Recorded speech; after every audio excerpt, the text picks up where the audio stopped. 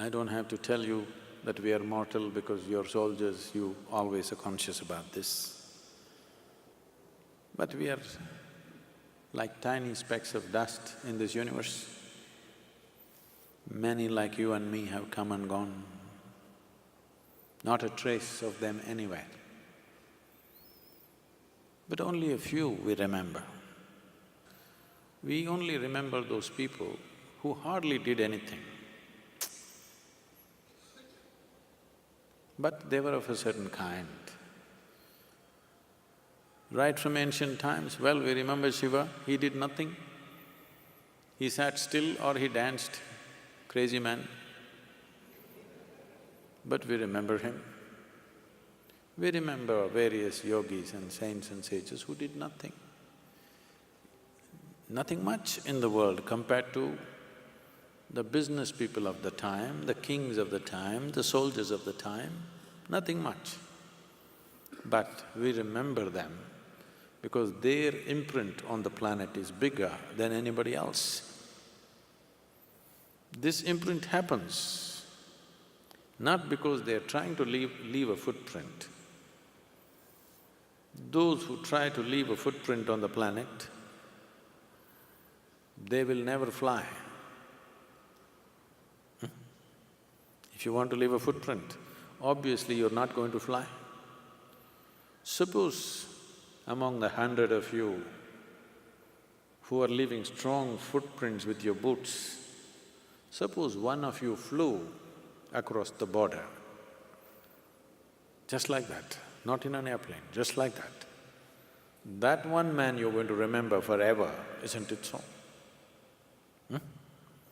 Because he transcended limitations that are supposed to be human. That's what needs to happen to every life. In some way, we must transcend the limitations of what we think are the limitations of being human. Just look at this today.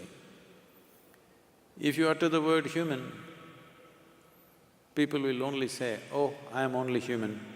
This means they're always using the word human with reference to their limitations. I'm only human. Very rarely you saw anybody saying, I'm human, not referring to the immensity of being human, always referring to the limitations of being human. What yoga means is, the word yoga means union. Union means there is you, and if you look at it in a limited perspective, there is you and the other. But if you look at it in the larger perspective, there is you and the universe.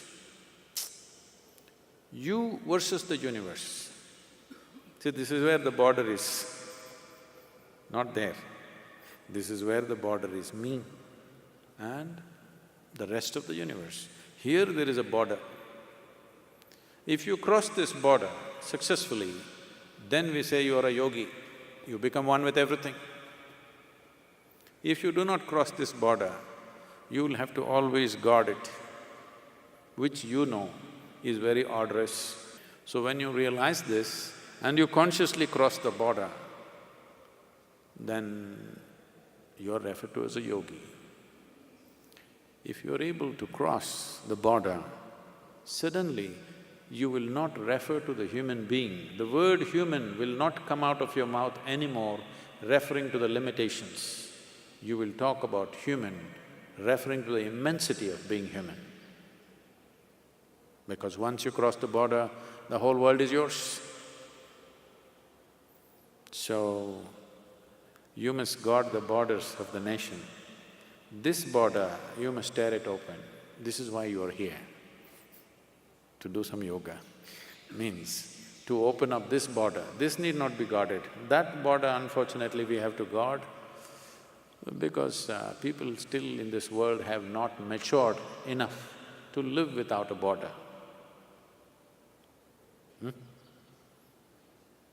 We have not matured to that place where nations can live without border. So, coming together is still far away.